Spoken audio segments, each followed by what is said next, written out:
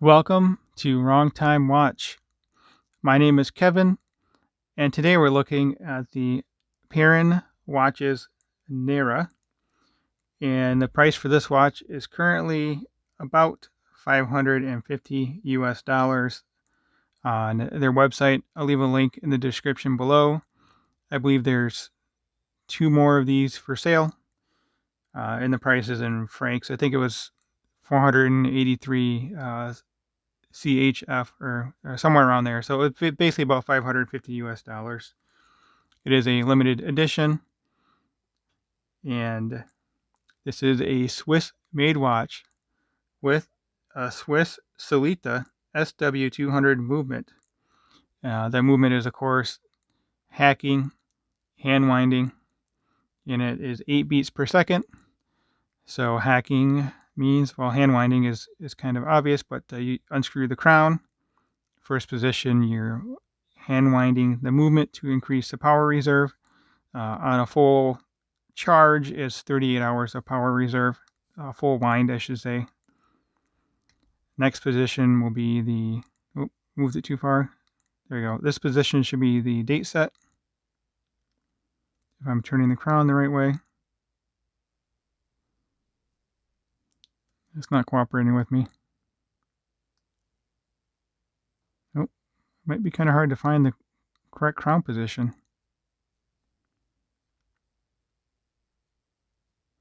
Well, that's interesting. See, all the way out, you're in the time set in the hacking position. So move it to the 10:10 position. Let's see if I can get this date wheel to turn.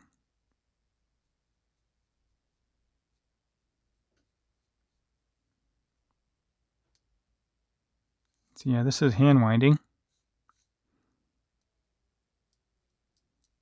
Okay, there we go. I don't know what's going on with that there, but the date is turning now, obviously. All right, well, that was interesting. Let's screw the crown back down. So this has 200 meter of water resistance. It's essentially a dive watch, but the rotating bezel doesn't have any indicators on it, so it's kind of like a fidget spinner, I guess. I don't know. This watch is a little perplexing to me. So it's kind of loud, but I guess it rotates, so you can fidget with it. PVD coated, and then the indices on here are polished. There you can get a good idea of the polish there. So I guess, if Seiko were to utilize this, they wouldn't have to worry about lining up the bezel insert with the indices on the dial. All right, so dimensions on this. The lug-to-lug is a little long compared to the case size.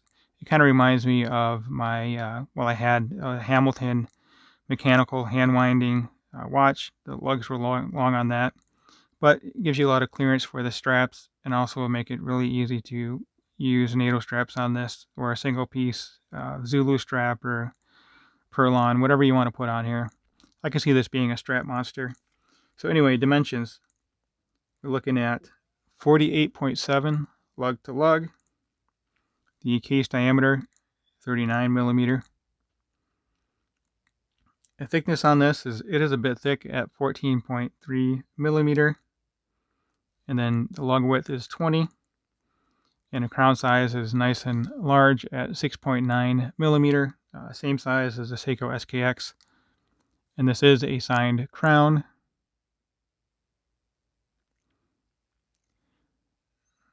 So the case finishing is, they call it a 3-tone case finishing.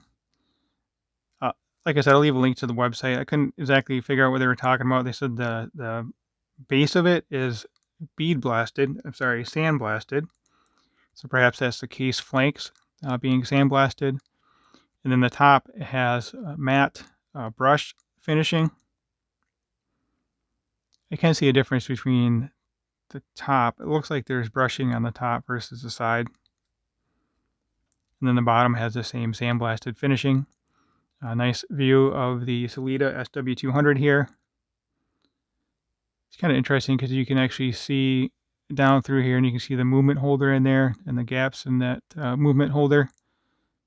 I don't usually see that on a display case back watch. Not a big deal, just something interesting. I like how the rotor is decorated, but the movement itself really is not decorated. Still nice to look at, though. I always like looking at a movement through a display case back. This looks like it adds quite a bit of thickness to it, though. It's hard to judge, but I think there's some air gaps in there between the rotor and the display case back. Genuine leather strap, and it is signed with Peren. It is not quick release, though. You do get drilled lugs, so that's not a big deal. But quick release would be even more convenient. Oh, that's interesting. I didn't really notice this. The buckle finishing does not match the case finishing. The buckle is polished and the case is sandblasted. It'd be nice if the buckle and tang matched the case. I'll put it on wrist here in a moment. But yeah, that is a little disappointing. But for $550, Swiss made, Swiss movement, I don't think it's a bad deal. Just very confusing why there's no indices or timing marks on the bezel. So it does have a sapphire crystal. As I mentioned, this is a PVD black coated. It has a brushed stainless bezel insert. Let's zoom in on the dial and we can take a closer look at this. So the dial has a metallic finish. And I like the chapter ring in here. It's cut out for the indices. And it is sloped going around there. So that's a unique look. I like the handset. I like the arrow on the second hand. Yeah, so Peren, Transylvania. According to their website, the watch is named after, it's either named after a town or a lake in Transylvania. So you guys can go check out the information on their website, along with a bunch of other marketing speak. So let's look at the bottom here. Automatic limited edition. Oh, I didn't notice that down there, but it must say Swiss made.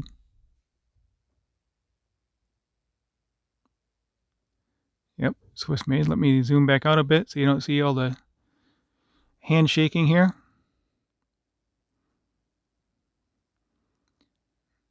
The indices are painted, and the hands and indices have the same loom. They have BGW9 loom on the hands and dial.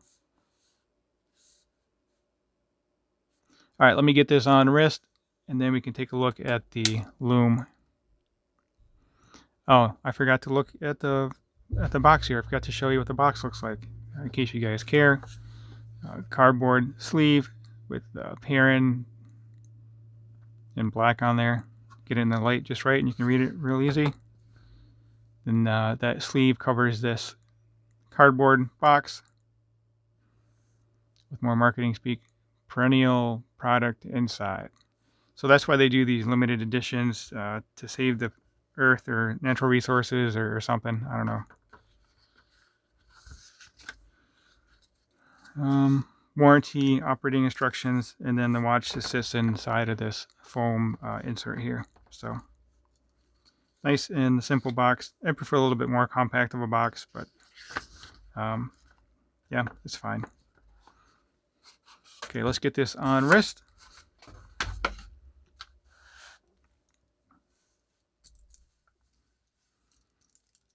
Actually, we'll compare it to the SKX real quick.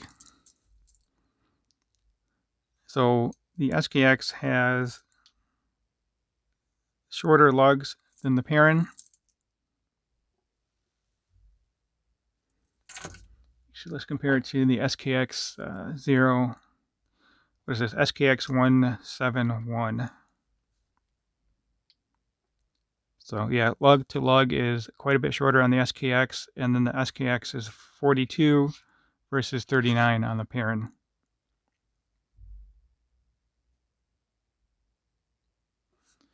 So we'll get this one on wrist.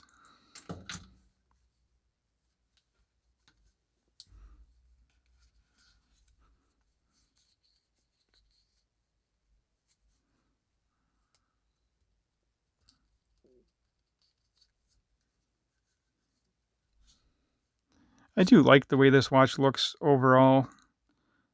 I like the finishing. I think I would like it a lot more if there was, if this was actually usable. But it's a neat watch for sure. Definitely unique. So here it is on my 6.5-inch wrist with 52 millimeter wristband. And again, lug to lug on this is 48.7 millimeter. Let me know if you've heard of this brand before. This is another brand I was not familiar with before getting this watch in. Thanks to Rob for loaning this watch over to me. All right, let's zoom out and get a little bit different perspective of the watch on wrist here. Sorry, clearing some stuff out of the background. Hopefully I got everything out of the way. Not quite. This is my UV flashlight, which I'll be using in a moment here.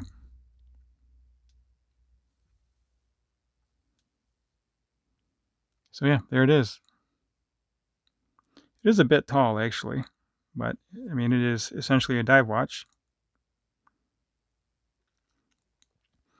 All right, hold on, and we'll be right back with the loom.